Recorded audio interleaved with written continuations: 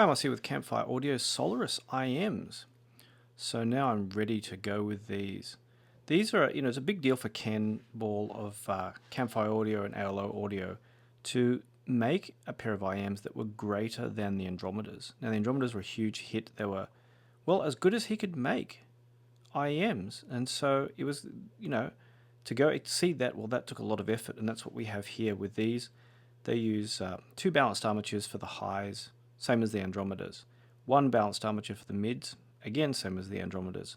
But the bass is now provided by a dynamic driver. So that's the big change. And it's been interesting, ergonomically, I've just left the tips off to make it more apparent. They're quite large and the nozzle goes quite far forward. So the concern was, for example, if you look at the Andromedas, they're quite kind of shallow. And this wasn't always as comfortable. This kind of design wasn't the most comfortable for everyone. Now the Solaris, size-wise, they're not too much different. But depth-wise, well, if we turn them up, look at the difference. It's huge. If I turn them sideways this way, it's really apparent. There's a big gap before you get to the actual body of the IEMs. So even people with small ears won't have to worry. They should fit fine. And in comparison, you want to have another look. This is really cool. Look at the Vegas instead. The Vegas are absolutely tiny. Tiny compared to these. So big difference there. And the funny thing is the Atlas 2. The Atlas 2 are kind of like not around the size of the body of the nozzle section almost. They're pretty tiny. Different ergonomics obviously, but anyhow, that was pretty funny. But they may be huge. They're not really heavy. They're kind of like Andromeda aluminium weight. But the design is really gorgeous. I mean, we can't miss that. That's fantastic. And so comfort-wise, no issue is going to be there. And they have a wide nozzle, so they fit the same kind of tips as the others do. So with a nice flange there. So that also includes a new cable. This is the new Litz wire SPC cable, and I've got the old one sitting around here too. The old one, you can see the gauge is smaller, so he's upped the gauge of it considerably. So there's the actual wire difference you can see there. And just as reference cable, which I'll talk about for comparison, is kind of thin as well. I removed the memory wire of this one. It just became too annoying to review them, testing stuff on and off. I just ended up kind of snipping the memory wire and carefully removing the plastic around there. Much better without, I reckon. I mean, they stay in fine. Never had any trouble there. And anyway, it's got this nice choker, which slides readily. This plastic bit, and that's fine. Works perfectly. So, ergonomics aside, there's not much to talk about there. It's mainly the sound, which you're all keen to hear about, I'm sure. So sound-wise, well, interesting thing, but the cable makes a difference, I reckon, at this kind of level of IEM for sure. Now, Ken was a cable guy, obviously, to start with, so we're very familiar with the fact that he's good with cables. And putting these on the good old Andromedas brought these a step up. But speaking of that kind of sound, if I compared them with the same cable, which was fairly easy, this is a continuation. These have a continuation of the sound of the Andromedas, but with a dynamic driver, the bass is better. And there's some tweaking of the treble and mids as well, so it's even better still. So with the Andromeda, I tended to find them maybe a little bit dark. I tend to use them with this wide bore spiral dot tips, but I mean the bore size doesn't affect all balanced armature IEMs so much as it does when there's a dynamic driver involved. So some of what I say will be influenced by tip selection. So for those of you unfamiliar, I'll just go through it again. When you have a dynamic driver, if you have a wider bore tip, now we saw in the unboxing video, if you haven't already checked it out, that there are wider bore tips in the package. You can see the wide bore there. They will reduce the amount of bass from the dynamic driver, so you'll tip the balance towards kind of the treble a bit more. On the other hand, they come with they also come with your standard short foam tips, which are kind of, I suppose, medium bore, and then you have these final Type E tips, which have a narrow bore, and just like in our good old say Dita IEMs or even the Atlas and Vegas, these will bring out the the bass better. So I stuck with these, and I'll go into detail why, because I like that bass extension that came out with them. And that's a good place to start, actually. I'm not usually a bass, treble, mids and treble discussion guy, but for the purposes of this review, I reckon it's the way to go. So I reckon, especially with the final, I've got my own pair here. I've got a white pair I use myself rather than the ones here because these get passed around for review to different people. With the final Type E tips, the bass extension, that means how low it goes and how well it goes down low. Down really, really low into the deep bass, it does excellently. So when you need deep rumble, it gives you deep rumble. So my usual test, if you watch my videos before, is the new Basement tapes. That has some deep rumble. Paul Simon, of all people, has some deep rumble in his music too. All that comes out really, really well. I mean, there's other stuff people test, other genres of music, but it's the same kind of deal, whether it's Massive Attack or some techno or hip hop or whatever, you're still going to get that deep rumble. But it doesn't come out when it's not necessary. And it doesn't have that kind of thicker sound, which sometimes I didn't like out of the Andromedas. It doesn't have that kind of planar, thick sound like you get with Odyssey planers or the LCD2s, which were kind of now too thick sounding for me. It doesn't have that kind of dark sound. And that's where things get interesting around the mids. Now, I thought the mids were a little bit recessed. And another person thought they were very forward. So I thought, what's going on here? And actually having a listen, I think it's the lower mids, maybe upper bass, which is a little bit, takes a step back a bit. So it's not quite so strong. I mean, it's not like the V shape of the kind of the Atlas Vega at all. It doesn't pound and thump when there's not pounding and thumping to be done. But where it does come really forward is in the upper mids. So it really brings out the best out of your vocals and instruments. And, once you get into the treble, I'd say they extend a little bit better than and more noticeably than the Andromedas. But it's, of course, I mean, there's nothing to discuss here. It's excellent treble. So, the sound itself, when I talked about the Vegas and when I talked about the Atlas, I used the term coherency.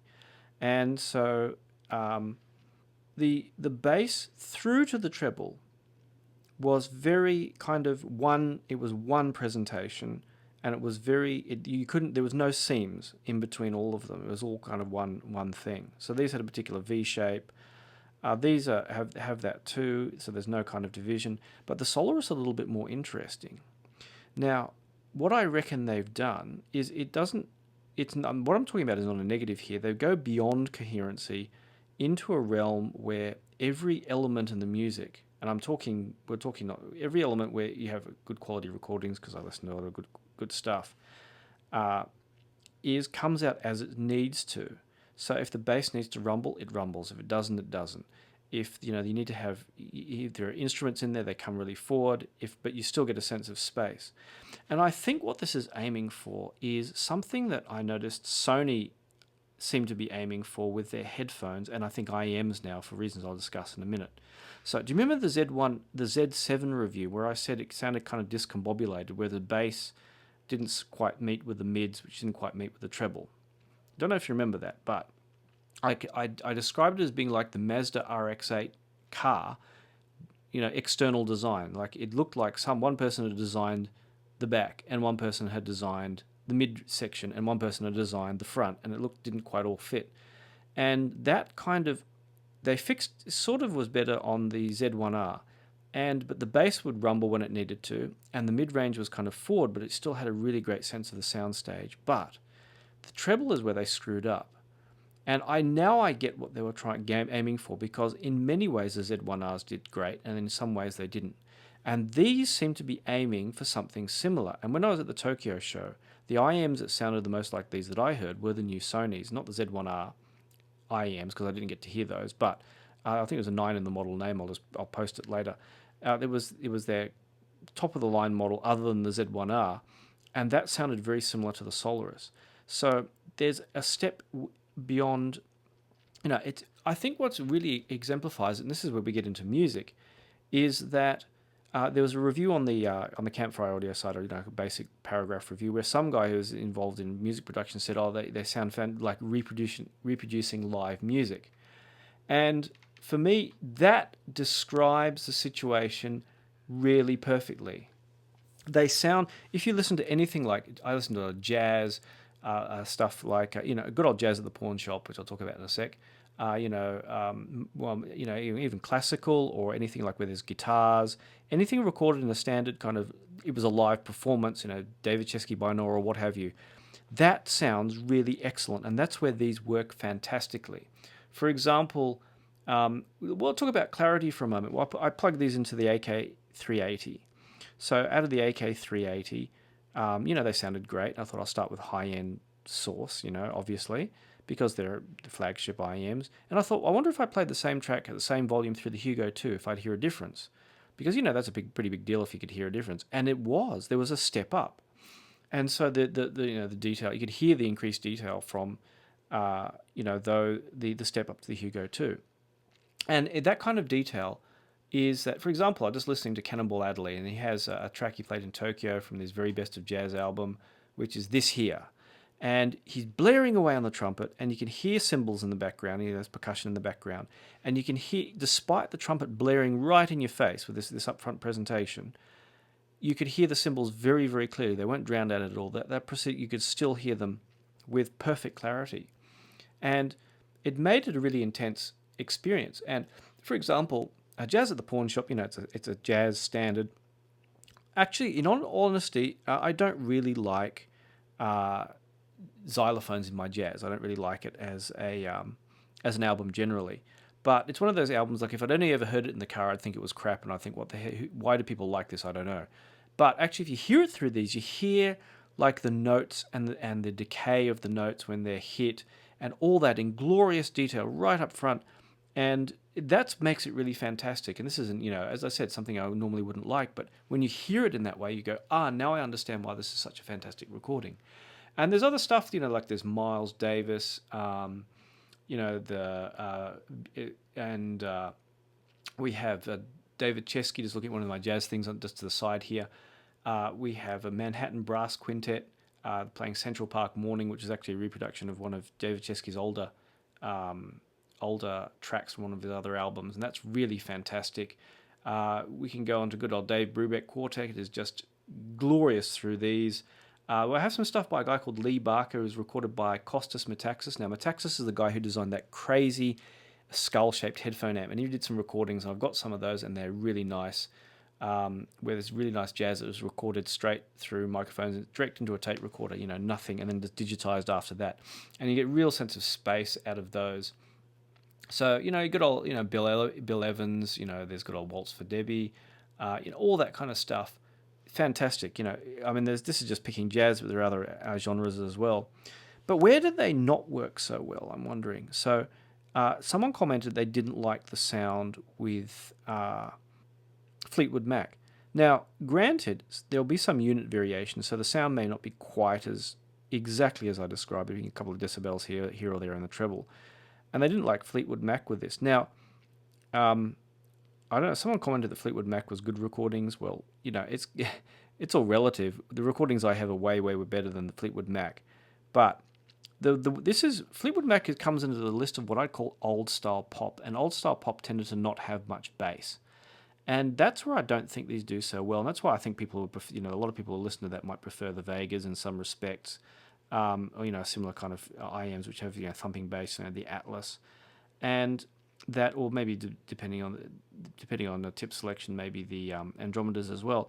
And these, it's not that I play them badly. It's just that like that thinner sounding pop, with the upper mid forward presentation these have, can make the vocals sound a bit even more thin than they really are.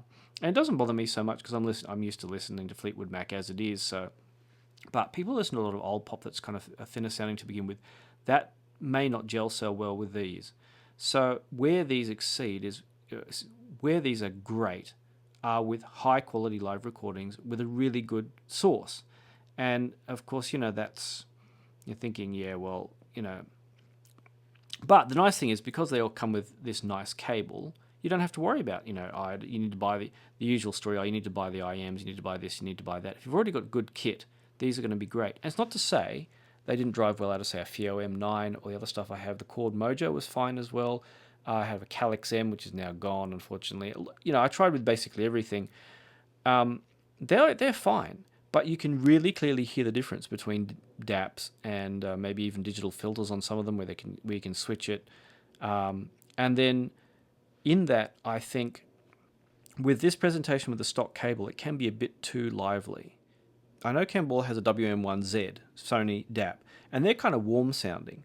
So I think this combination with a warmer sounding DAP is a little bit better. And I liked it also out of the Continental V5 that even though this is 115 decibel sensitivity, more than the Andromedas, for some strange reason, though it did pick up a fair bit of hiss, it actually worked with the Continental V5 for some reason. It didn't sound like a crazy hiss maniac like the Andromedas do.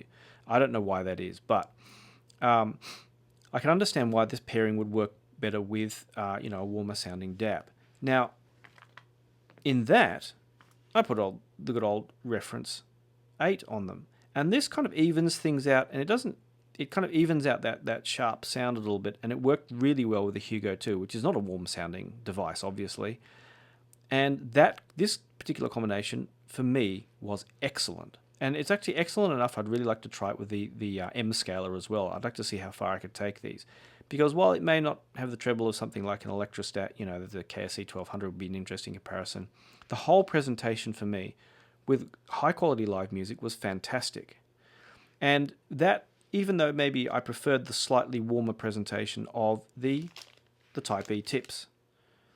With the others kind of, it balances still out quite well with the foamies, and maybe a little bit less bass with these if you prefer to have a little bit more treble focus on there.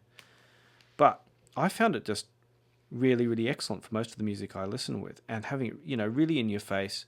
Speakers seem kind of laid back without turning the volume up high.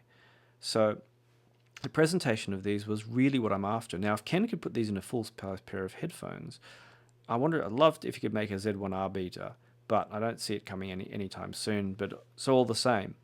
So for me, these are excellent, but with the caveat that they may not work well on some kinds of music, especially stuff which doesn't have already a fair whack of bass in it.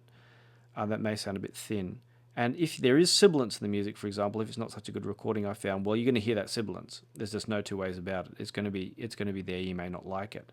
So they're not, with some modern stuff, they may not be such a great presentation. And with some modern stuff, something like the Vegas, which are kind of more bass thumping, might be a better go. And, if it's got music that isn't so resolving, as I've always said, unless you can listen to excellent quality music, there's no point in spending huge amounts of money on these things. But speaking of that, $1,500 I think is entirely reasonable. And you think, well, how can a $1,500 pair of IEMs be entirely reasonable? Compared to what's out there, there are makers that charge $2,000, more than $2,000, $3,000 for their flagship IEMs. And this is Ken's latest, everything he can put into it for $1,500. So in relative terms, I don't think he's price gouging at all. I think, stock you get an excellent setup.